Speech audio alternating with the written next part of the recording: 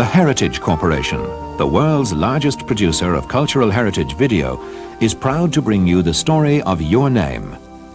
It's a story that has been prepared by a team of dedicated professionals, experts in genealogy, heraldry, and history. It's the proud story of your unique Irish heritage. At the end of this video, we'll give you helpful information about touring Ireland. We'll give you a list of our extensive range of name videos, not only Irish, but Scottish and Welsh too. And we'll show you some other attractive gifts that are specific to Irish family names. But for now, sit back and relax as the Heritage Corporation takes you on a very special journey into your past.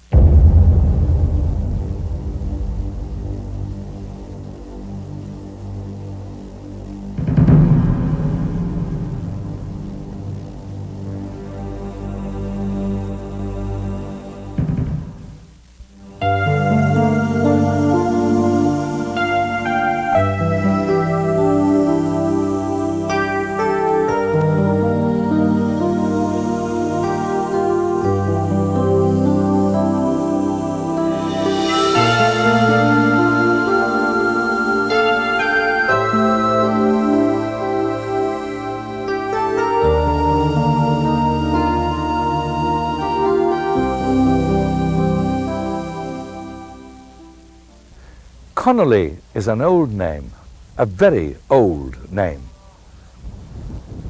But nothing in Ireland, except maybe the land itself, is as old as Newgrange. This ancient tomb was nearly 2,000 years old at the birth of Christ. For 5,000 years it has witnessed the arrival of the many and varied peoples who came to our shores. And sadly too has seen the departure of millions of Irish men and women who today are scattered all over the world. So let us go then, you and I, on an Irish journey, an hour's journey only, but endless in the imagination. A journey right through this beautiful country of ours, along the coasts and into the very lands and territories of your own Irish ancestors. These are the majestic cliffs of Moher. They stand defiant, holding back the relentless waves. Below, the broad Atlantic stretches all the way 3,000 miles beyond to the New World. When you stand on these cliffs, you stand on the edge of Ireland, you stand on the edge of Europe.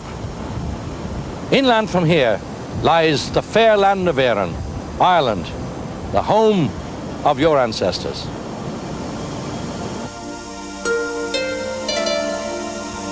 This is the story of your great Connally heritage. A story which opens in the 11th century and which unfolds against the backdrop of invasion, war, rebellion and famine. We'll take you back to the homelands of your ancestors in the kingdoms of Ulster and Connaught and show you how you were descended from two ancient royal families known as Nael and Moyne. You'll hear of how the fortunes of your ancestors changed through their stories, of Céalachar Ó Connally, Bishop of Clonmacnoise, and Tullach Ó Connally, fearless rebel. You will hear too of Michael Connolly, who set sail for America in the 19th century, and through him discover how you can start the search for your own ancestors. A search which will reveal the spirit of courage and resilience that is your Connolly heritage, a spirit which has seen the Connolly name survive for nearly 1,000 years. Irish surnames, which began 1,000 years ago, developed in a number of ways. If a family took their father's name, they became known as Mac, like McCarthy, because Mac means the son of. But if they were called after a more remote ancestor, they used the O, which means descended from, as in, say, O'Brien. Meanwhile, the Normans often used Fitz instead of O or Mac, as in Fitzgerald, son of Gerald. Or you could be called after the job you did, as in Smith. Or the place you came from, as in Welsh, from Wales.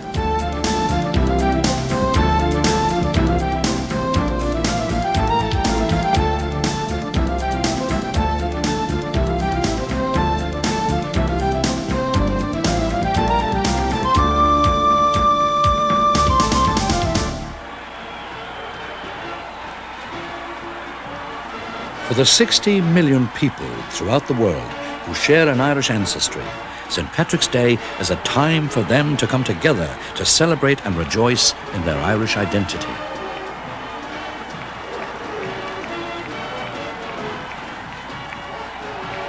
Although your own family may have left these shores and settled in new lands, it is still possible to trace your ancestors back to their original homelands. Tom Lindert, one of Ireland's leading authorities on genealogy, has some useful advice. Well, it's very important that if someone's interested in doing your genealogy, that you get all your background information in your home country first. Don't just try to jump straight over to Ireland. The first thing is that you get a person that you know the most about from Ireland, be it an ancestor, their name, a date to put them in history, be it a birth date, marriage date, or death date, and then a locality, narrow that down as much as possible, be it a county or a townland. But make sure you have the information together to begin with, and then make the next step over to do research in Ireland. Once you have located an ancestor and have some idea of where they originally came from in Ireland, the records which will allow you to trace your family history are, by and large, available to you. The first place to go to is the National Archives at the Four Courts in Dublin. Documents kept here, such as Griffith's land valuations of the 19th century and the Tye the Plotman books, are invaluable in the search for your ancestors. If we take the case of a namesake of yours, we can illustrate exactly how these documents can help you. Let us look, for example, at the case of Michael Connolly. We know that Michael left Ireland in the 1870s for America. We also know that the name Connally at that time was most common in the counties of Monaghan, Galway and Roscommon. At the Four Courts in Dublin, we searched Griffith's land valuation records. We found Michael's family in the land record for Taboy Parish in Ballina. Once we found this, we checked the nearby parish churches, and in Dysart Roman Catholic Church, we found that Michael was baptized on the 13th of May, 1851, the son of John Connally and Margaret Gatley of Ballina. With this knowledge, it is possible to trace the history of Michael's family. So you see, all you need are the basic details about an ancestor, and the quest for information on your family roots can begin.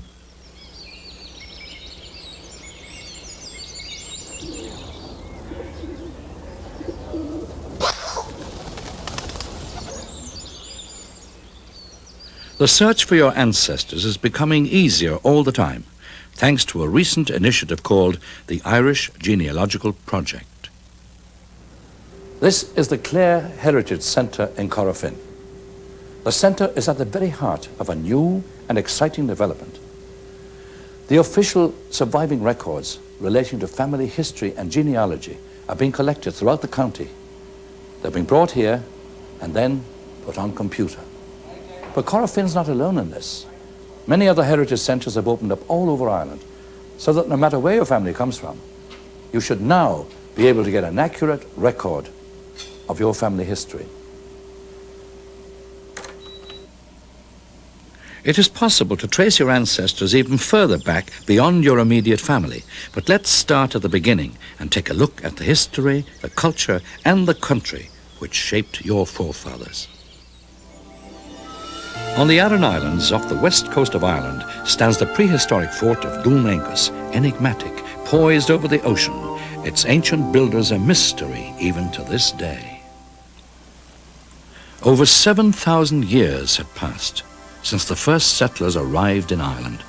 Hunting in the young forests, they slowly ventured up the river valleys, building their dwellings from rough wood and animal hide, and forming small communities hidden in the forest.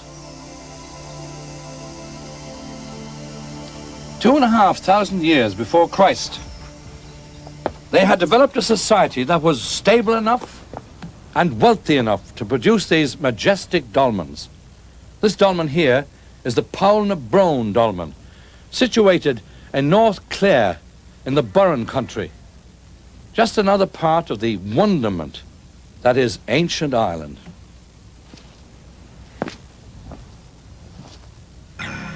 They built mysterious circles of standing stones. These people we call the Firbolg, or the Fomorians, and the Tuatha De Danann, the legendary children of Dana, goddess of magic. Perhaps these early peoples were among your forebears, people who would have known the names of those who lie under the great dolmens. But older than Paulna Brone, older even than the pyramids, is the passage grave at Newgrange in County Meath. Built over 5,000 years ago and designed so that on the winter solstice each year, at the moment of sunrise, a shaft of sunlight penetrates to the very heart of the mound, illuminating the intricate spirals carved in stone. Newgrange was where they paid tribute to their now forgotten gods.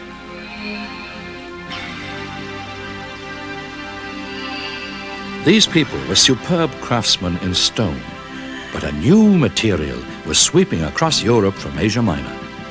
The Iron Age came to Ireland, and the people who introduced the new material around 500 BC were the Celts, who for almost 2,000 years ruled Ireland as kings. The Celts were a major influence on the course of Irish history and instrumental in shaping our unique Irish identity. Let's listen to what leading archaeologist Barry Raftery of University College Dublin has to say about the Celts. Well, in the narrowest sense, the term Celtic refers to a language, but it is entirely appropriate to use the term in a broad cultural context. Now, the earliest reference to the term Celt was made by the Greeks about the 6th century BC. They just referred to a specific cultural grouping in Europe as Keltoi. We do not, of course, know whether the Celts themselves used that phrase to describe themselves. Now, in archaeological terms, the Celtic culture begins about 700 BC in Europe, continues until it was destroyed by the Romans around about the birth of Christ. And archaeologists have divided this culture into two broad phases, named after two major find spots in Europe: an earlier phase, which is called the Hallstatt culture, and a later phase, which is called the Latin culture. It is the Latin Celts who are best exemplified in the archaeological record. There are very serious problems of archaeological interpretation. But what we can say is that the earliest indications of contact with the Celtic culture abroad appears in Ireland around about 600 BC, when there are some indications of a Hallstatt presence in the country. We have some Hallstatt material, but it's not very substantial. Around about 300 BC, there's a greater body of archaeological material in the country which we can certainly equate with the Celtic groups. In many ways, it displays native Irish idiosyncrasies which set it apart from the material in the Latin areas outside the country.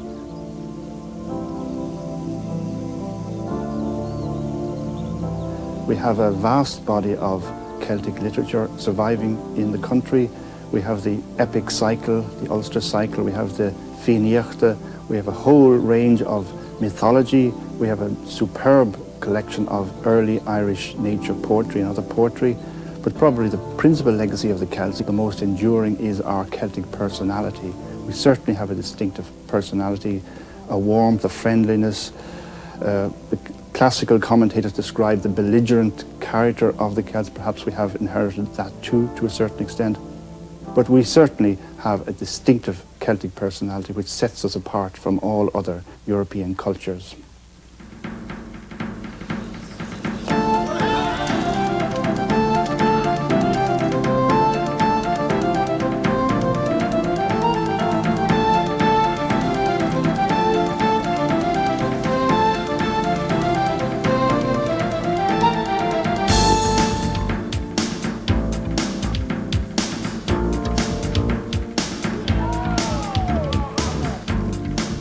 A small island on the edge of Europe, the island of your ancestors was divided up between a number of major Celtic clans. In the south, in what is now Munster, were the Oinocht, and the Dalcash. In Connaught to the west were the Bryn. In the province of Leinster were the Hinslig, and to the north, in Ulster, were the Nail. These clans were in time joined by the great Viking and Norman families. The Connellys are descended directly from the mighty Nail. Their power base was in County Monaghan, home of the Connolly name.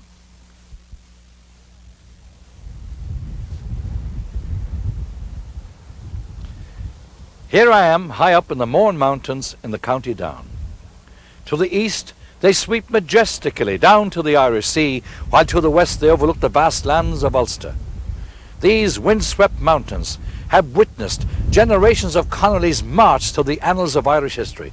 For here in the Mourne Mountains, you're at the very heart and centre of your great Connolly story.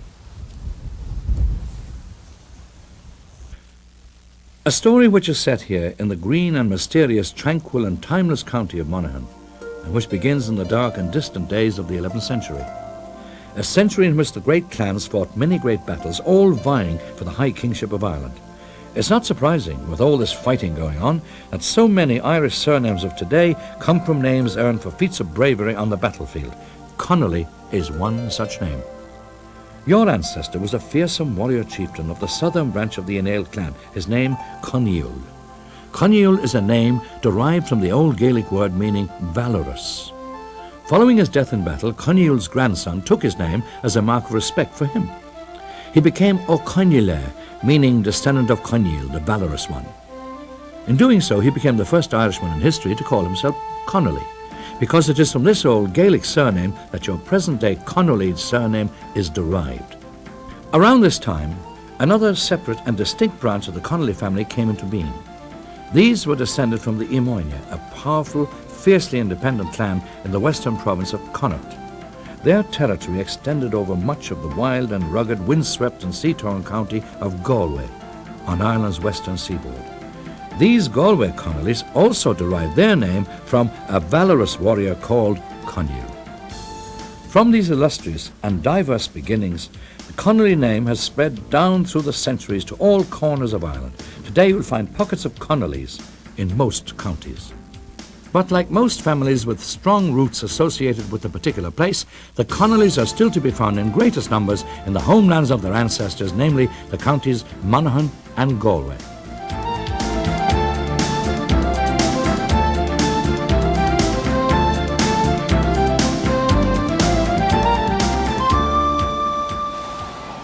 Hurling, Ireland's national sport, is reminiscent of the time when the great clans of Ireland battled for land power and the high kingship.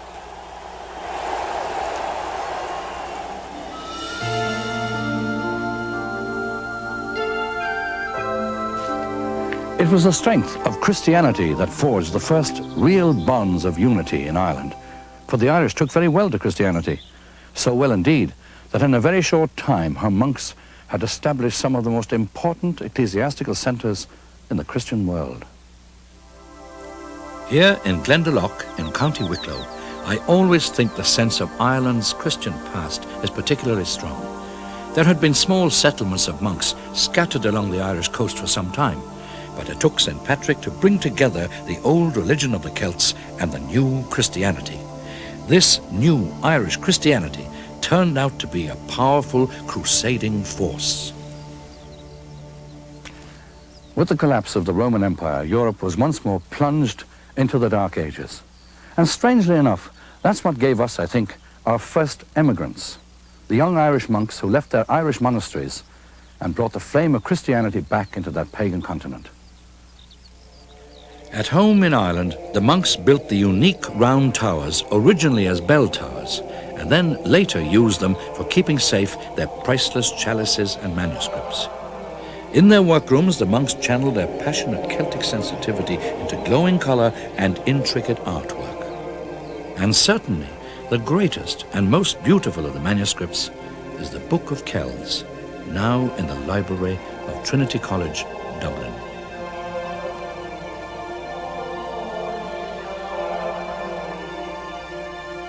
The work of the monasteries, however, was to be disturbed by the arrival of the Vikings. For 200 years, they came as pirates to plunder gold from the great Irish monasteries. However, in 1014, they were finally defeated in battle by the High King of Ireland, Brian Boru, after which they became fully integrated into Irish society. The Vikings built Ireland's first towns and cities, including Dublin, Wexford, Cork, and Limerick, and their commercial ability is reflected today in Dublin's famous Moore Street Market.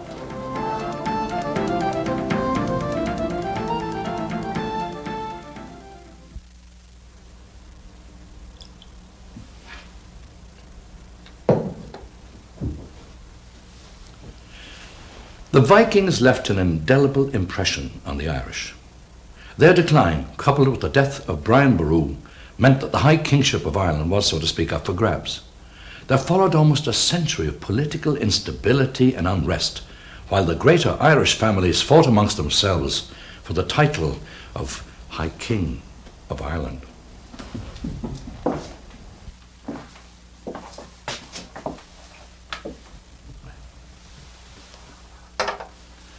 What followed was an eventful century in the history of the Connolly clan.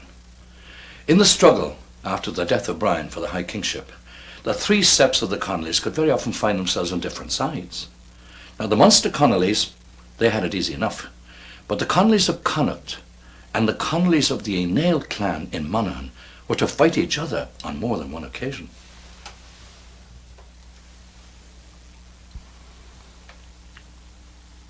The 100 years of shifting alliances and bitter infighting left not only your ancestors, but the whole country unprepared for the next wave of newcomers to land on Irish soil.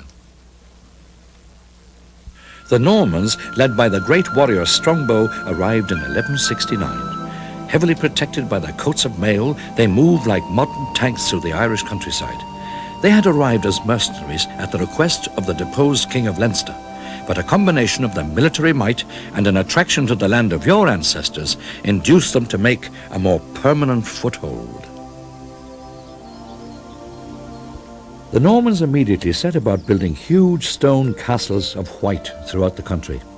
These fortresses were designed both for protection and to intimidate the native Irish. Over 800 years later, many of these castles still stand, a testament to the skill of their builders. Within a year, they had captured Dublin itself, and from the high parapets of their various castles all over Ireland, they surveyed the conquered lands. Very soon, they were to proceed to supervise the division of their new country.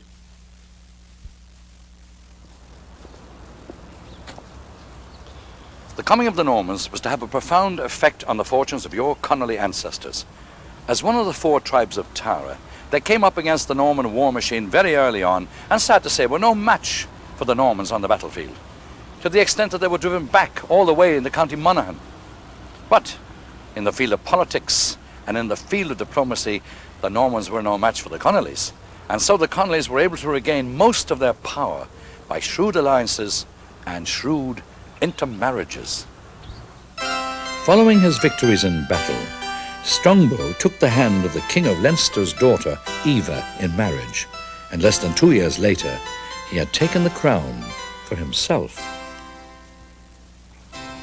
Stony towers are not always protective, for here in Waterford, at Reginald's Tower, the marriage of Strongbow and Eva started a trend that would eventually undermine Norman influence in Ireland.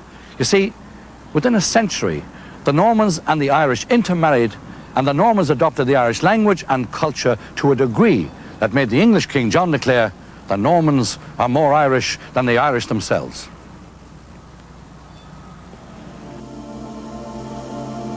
The fusion of these two great cultures led to a golden age in which the Connellys flourished as men of knowledge and learning. They built many great monasteries and abbeys in which for the first time the histories of the clans were recorded. Those ancient annals contain many records of your illustrious Connolly ancestors. The annals of the Four Masters record the death in 1166 of Connally, one of the first Connolly bishops. The bishop was the most respected man in the clan after the chieftain, and Connally was bishop of the Abbey of Clonmacnoise, one of the oldest and finest in the country. The Connollys have a strong tradition of piety and learning. James O'Connelly was prior of Devonish Abbey in the old Connally heartland of Monaghan until his death in 1379.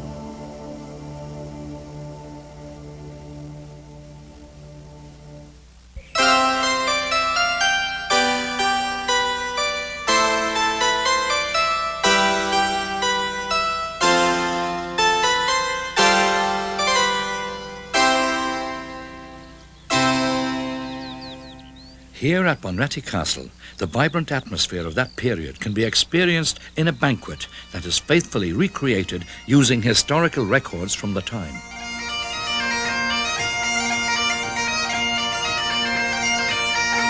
My noble lords and ladies, my noble guests, the entry of your host this evening, the Earl of Thomond, Mr. Joe Lynch. Food and drink in the old style, music and song. This is how your ancestors entertained their friends. This castle now awakes, its ancient glories stir. The clink of mail and laughter fills its halls, and we inherit all its chivalry. Bonratty bids you welcome. A toast to all you hear. Sláinte is sail. Sláinte is sail. Let the banquet begin.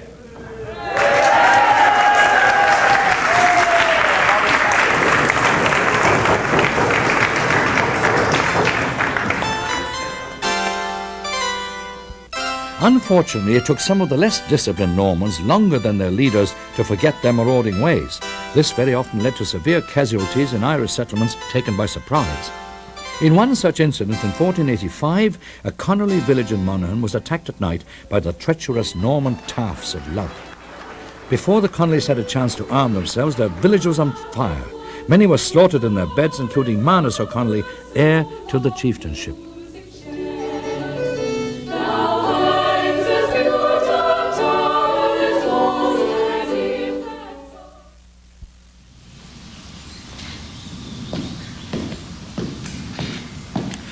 During the 1500s, the power of the Celtic chieftains began to wane under sustained military pressure from the forces of the English crown. This, in turn, led to a series of rebellions. The last great Celtic revolt ended here at Kinsale in 1601. It had been led by the mighty Hugh O'Neill of Tyrone. In the year 1609, O'Neill and many of the other Irish chieftains left our shores. This was called the Flight of the Earls. It heralded the end of the old Celtic ways. Now it was a new Ireland, new kings, new centres of power. The Flight of the Earls is a testament to the concept of Ireland as an independent nation, the Celtic aristocracy choosing exile rather than submission. To consolidate their power in Ireland, the new rulers sent out clerks to record the names of Ireland. Unable to speak the Irish language, these clerks did not attempt to properly translate the indigenous names, but rather made approximate and phonetic translations. As you travel through Ireland today, you will notice how the signposts carry evidence of that name-changing process which began so long ago. For example, Báile an Mhuircheig, meaning the town of the Murphys, became Ballymurphy. Castlán I Connell simply became Castle Connell.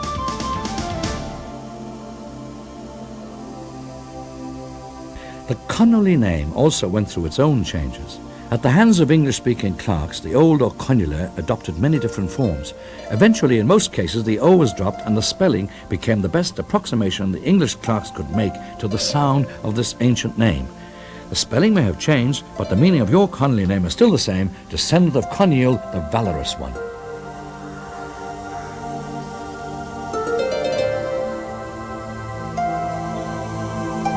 The essential Irish culture, however, remains strong and vibrant, and despite continued assault, it has remained so to this day.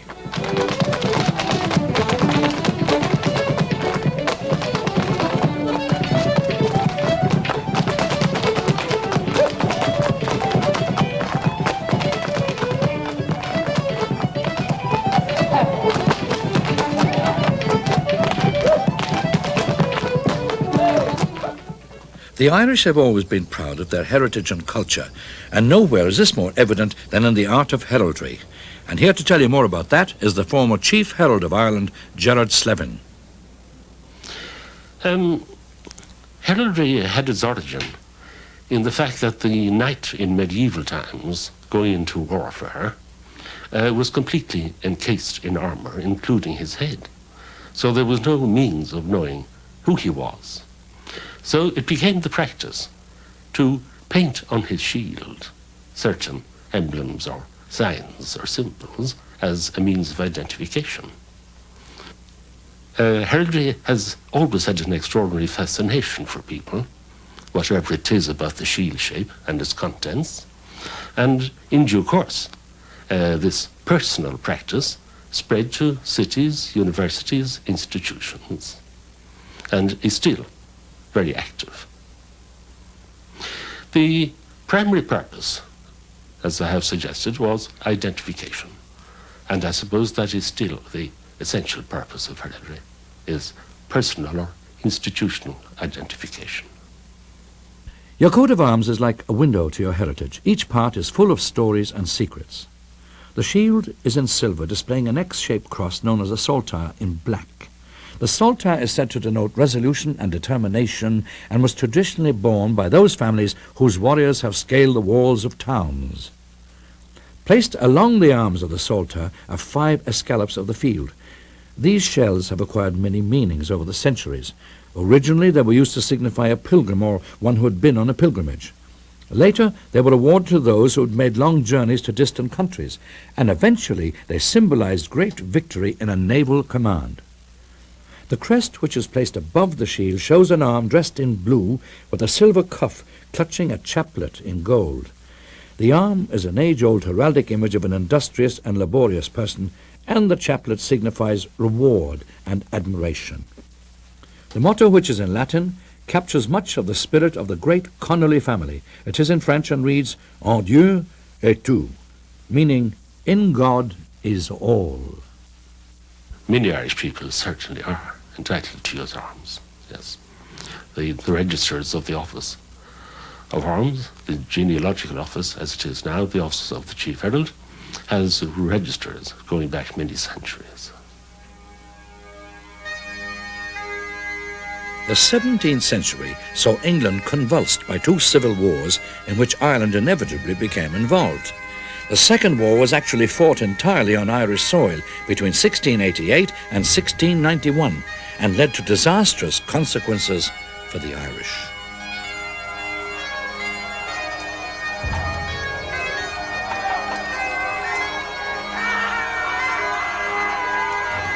(1691) saw the ending of the Williamite Wars with the signing of the Treaty of Limerick, signed on this very stone.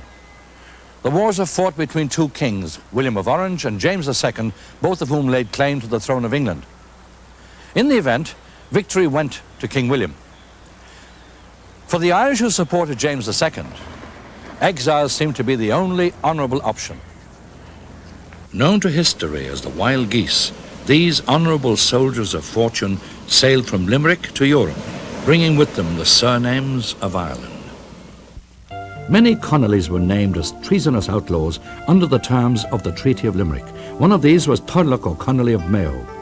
Turlough, like so many other brave Irish noblemen, had the choice of taking an oath of allegiance to the victorious King William or exile.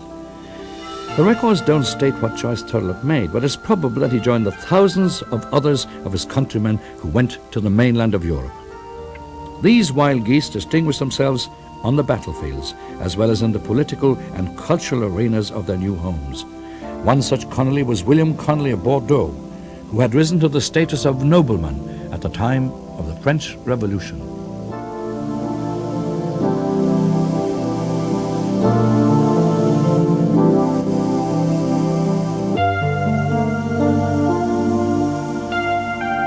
From the days of the early Christian missionaries to the present day, emigration has been an integral part of the history of the Irish people. From this small nation, millions of Irish people have traveled the world over to Europe, Asia, the Americas, Africa, and Australasia. Although many left in search of adventure or to find their fortunes, Many others didn't have the choice. In the aftermath of the wild geese, which had seen the best and brightest of their day depart, Ireland was to undergo many changes, the most dramatic of which was the massive transfer of land ownership. As the land changed, so too did the politics. In 1801, the Irish Parliament in Dublin was dissolved. And as the last vestiges of power dwindled, so too did the wealth of the country, and the land sank into poverty. In 1845, a blight arrived. The potato, the staple diet of the Irish people, was totally destroyed. So began the Great Irish Famine, and so too began the greatest migration of the Irish people.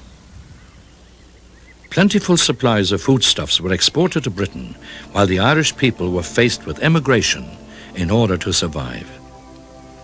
A letter written in 1847 captures the sense of devastation. It is early morning as I write this last note before departing. We now join a huge army forced to leave their native land. The heavy morning mist is a fitting curtain for the final scene, the climax of all our strivings against impossible odds. I cannot help but glance back through the pages of our history to the years when Ireland was a beacon of learning and faith whose light spread to all parts of Europe. God grant that those days of glory may someday return. Irish people emigrated in their hundreds of thousands. They set sail from Cove, Liverpool and Belfast. Cramped together on overcrowded ships, rife with hunger and disease, they arrived in Montreal, New York and Boston. In Australia, famine refugees followed those who had been transported there as convicts. Many of these convicts had been expelled from their home country on charges such as stealing bread, others for belonging to revolutionary organizations. Despite their impoverished beginnings, the contribution made by those emigrants to their new countries was enormous. In the building of the modern world, from the late 17th century right up to the present day, the Irish have played a vital part in whatever society or culture they have settled in. Today, people of Irish descent number in excess of 70 million worldwide. In the annals of Irish history, the name of Connally has ever held a distinguished place. Like James Connally, one of the signatories of the Irish Proclamation in 1916, who was executed during Easter week. The Connollys have also distinguished themselves away from home. Henry Connally was a famous pioneer in the days of the Old West. The list of distinguished Connollys is constantly growing.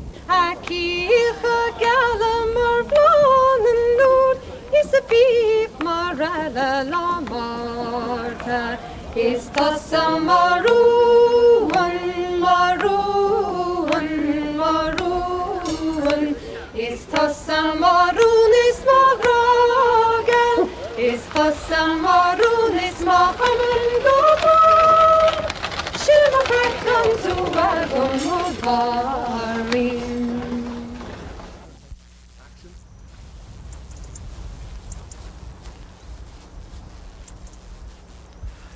When you come to Ireland, there are many things you will want to do and many places you will want to go. But as a Connolly, you really must come here to the blue stacked mountains just north of Donegal town, with its wide, sweeping view across the lands of Tyrconnell. For here is truly the gateway to your Connolly heritage.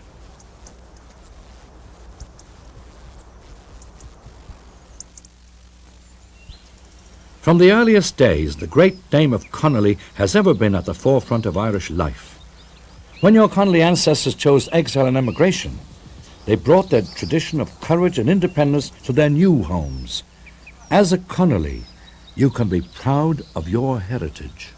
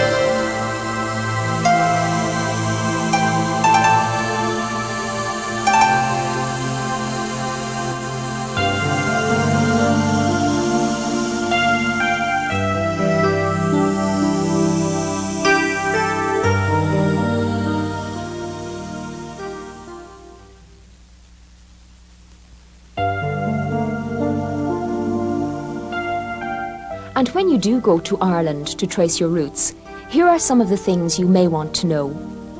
Ireland is only 300 miles long and about 150 miles wide. No part of the island is more than 70 miles from the sea. The Republic of Ireland takes up about 3/4 of the island, with Dublin as its capital. The remainder, Northern Ireland, is part of the United Kingdom, and its capital is Belfast. The other main cities and towns are Cork, Limerick, Galway, Waterford, Sligo and Athlone, and in Northern Ireland, Derry or Londonderry, Enniskillen, Newry and Portadown. The population of the Republic is 3.5 million, that of Northern Ireland 1.5 million. Ireland's population is one of the youngest in Europe. Welcome aboard flight EI 104 to Shannon, Ireland. Our flight time will be approximately 5 hours. From the US, you can travel to Ireland with scheduled flights non-stop from New York, Boston and Atlanta, with convenient connections from over 100 US cities. From Canada, charter flights operate from Toronto to Shannon, Dublin and Belfast. From Britain, there are flights from London and more than a dozen other British airports to some 10 airports around Ireland, north and south. Aer Lingus, the Irish national airline, is celebrated for its friendly service and quiet efficiency. Over the years, its courteous staff have built up an enviable reputation among the world's most experienced travellers. Aer Lingus not only takes you to Ireland, but will help you plan the perfect vacation and arrange it for you. An Aer Lingus Discover Ireland vacation features everything from the deluxe hotels to cosy bed and breakfasts and a choice of fine rental cars from Avis. After all, no one knows Ireland like Aer Lingus. For a free copy of Aer Lingus Discover Ireland Vacations, see your travel agent or call Aer Lingus at 1-800-223-6537. International gateway to Ireland for many international visitors is Shannon, which is surrounded by many of Ireland's most beautiful locations.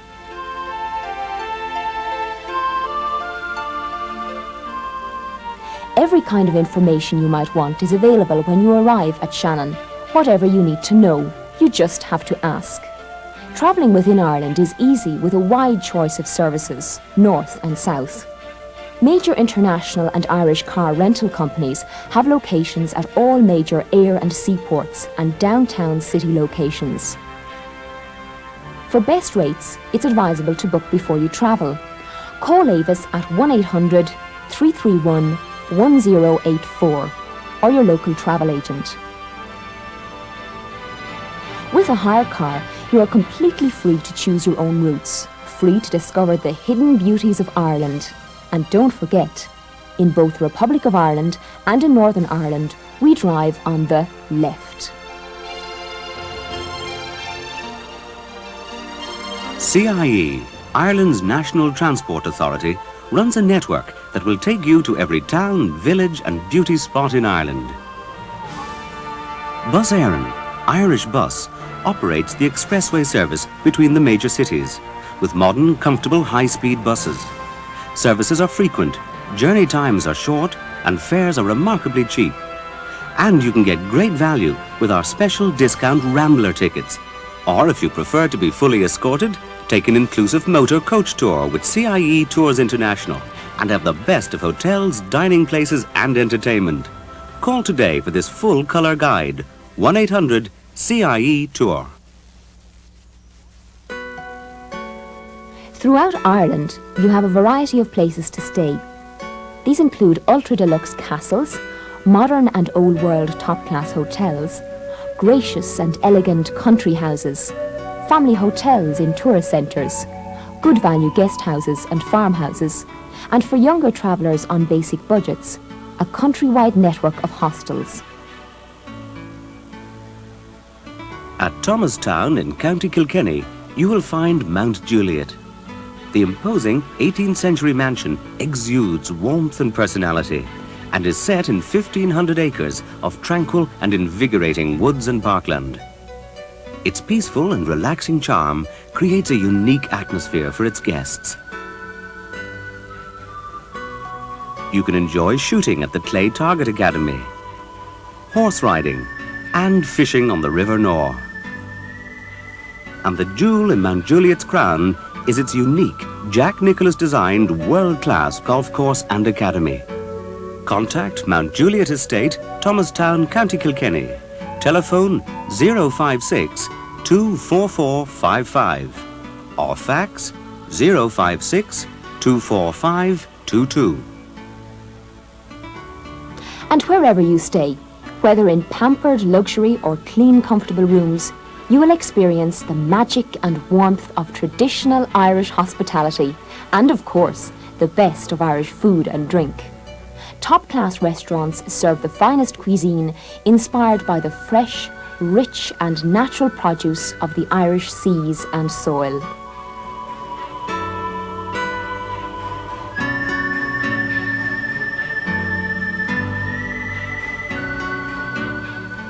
In a country as small as Ireland, the variety of scenery is a constant wonder.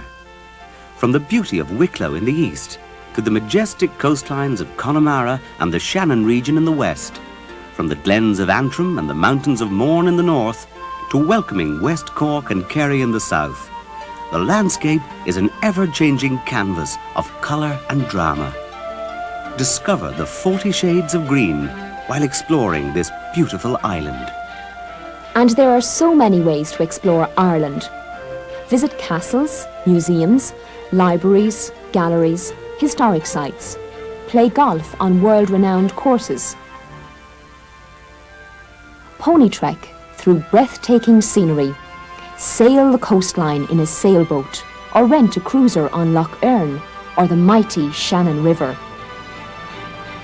Walk the many nature trails. Fish in Europe's cleanest rivers, lakes and coastal waters. Any time of year is the right time for your visit to Ireland.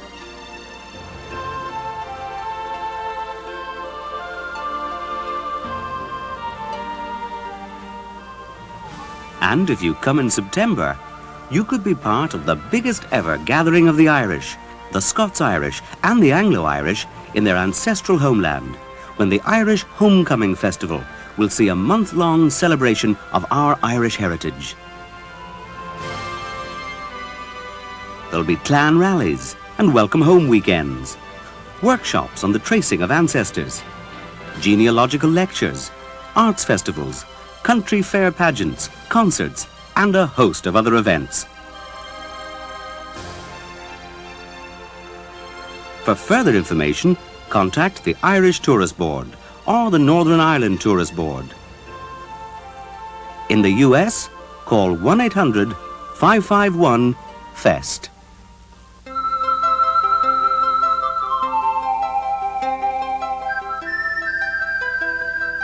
Shopping in Ireland too is a relaxing pleasure, whether it's in the big cities like Dublin, Belfast and Cork, with their major shopping centres and pedestrianised streets, or in the many craft shops that you'll find everywhere you go, even in remote rural areas.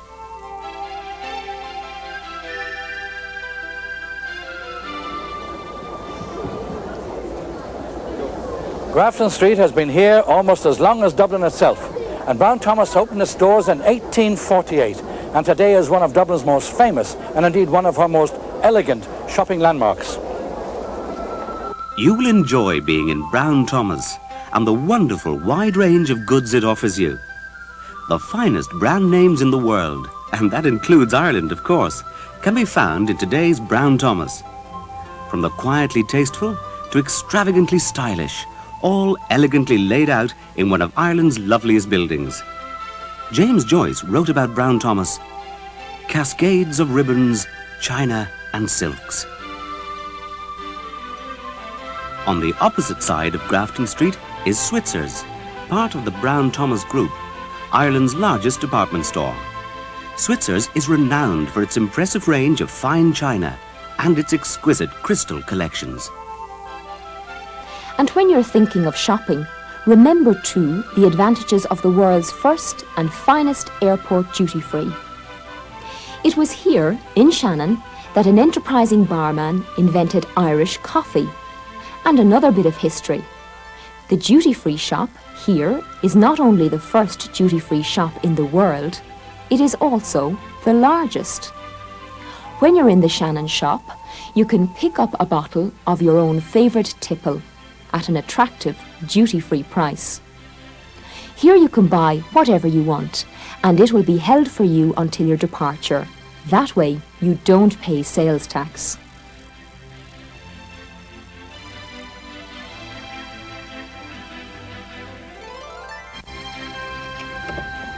While you're tracing your routes, don't forget to enjoy yourself. Remember, in Ireland, we have some of the most beautiful and spectacular scenery in the whole world, like here in Connally and the Lower Lake. Remember, Ireland of the welcomes is waiting for you. Come on, Molly. Ireland, the land of your forebears. Céad míle fáilte, we say. 100,000 welcomes. A land where there are no strangers, only friends you haven't met yet. A beautiful island with a sense of belonging. The ancient birthplace of good times. The perfect place for a memorable vacation.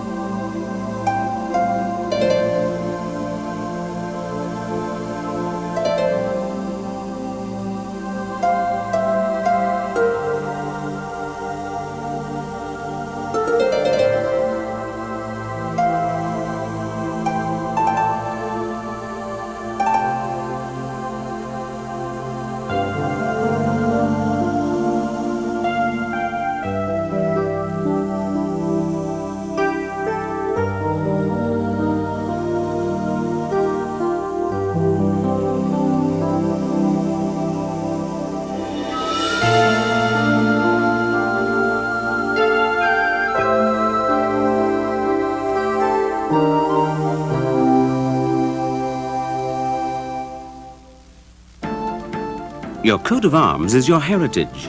These traditional mahogany wall plaques display your family's arms, crest, and the motto of your name. You can choose from 4 sizes in both single and double. The double combines the coats of arms of 2 families, an ideal gift for a wedding or anniversary. You can also have your coat of arms on the dining table. Guaranteed to impress, these beautiful placemats and coasters are ideal for any occasion. They are very practical too, with heat resistance up to 212 degrees Fahrenheit. Play many famous Irish songs on Ireland's most loved instrument, the tin whistle. Included is an easy-to-follow instruction book showing finger technique and an audio cassette of how the tunes sound. The traditional Irish drum is known as the bodhrán. You can own one of these beautiful instruments, handcrafted and decorated with designs from the famous Book of Kells. Learn how to play it today with this easy-to-follow tutor book.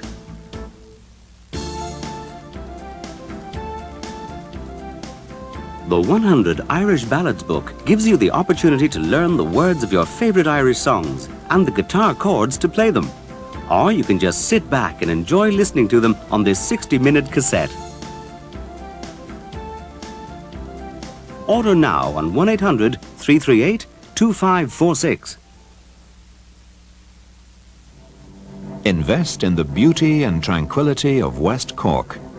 Quality real estate for sale at very attractive prices. We have a selection of traditional farmhouses, stone-built cottages, properties of character. Superb locations, most with ocean views. Prices from $30,000 to $250,000. For information, contact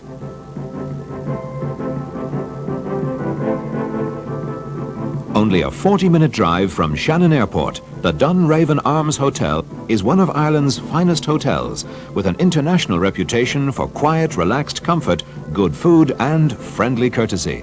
And the hotel's facilities will delight the most discerning guest. Your Irish ancestors have been world leaders in jewellery craftsmanship since 3,000 years BC.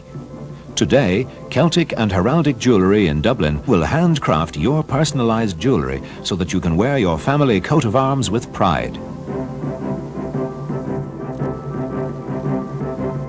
The Irish Audio Library presents you with the following two programmes: an introduction to the history of Ireland and the culture of Ireland. There are contributions from 26 internationally recognised Irish scholars in over 14 hours of informed listening pleasure.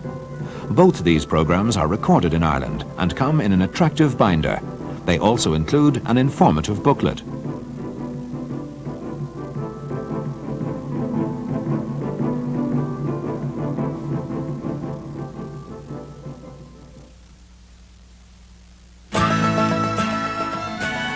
Ireland is a land of breathtaking beauty, blissful tranquility, and tax-free investment. Investors from every state in the Union have found a way to earn a steady return on their savings free of tax with an Irish Permanent non-resident account. Irish Permanent is a major Irish financial institution with assets of more than $2 billion, and it pays higher investment interest rates than the major Irish banks. Now, anyone living outside of Ireland can open a non-resident account and earn high interest, free of Irish taxes, in complete confidence. Investments can be held in Irish pounds or in foreign currency for those who wish to avoid exchange rate fluctuations. For further information, contact any Irish Permanent office or write directly to our Investment Services Department,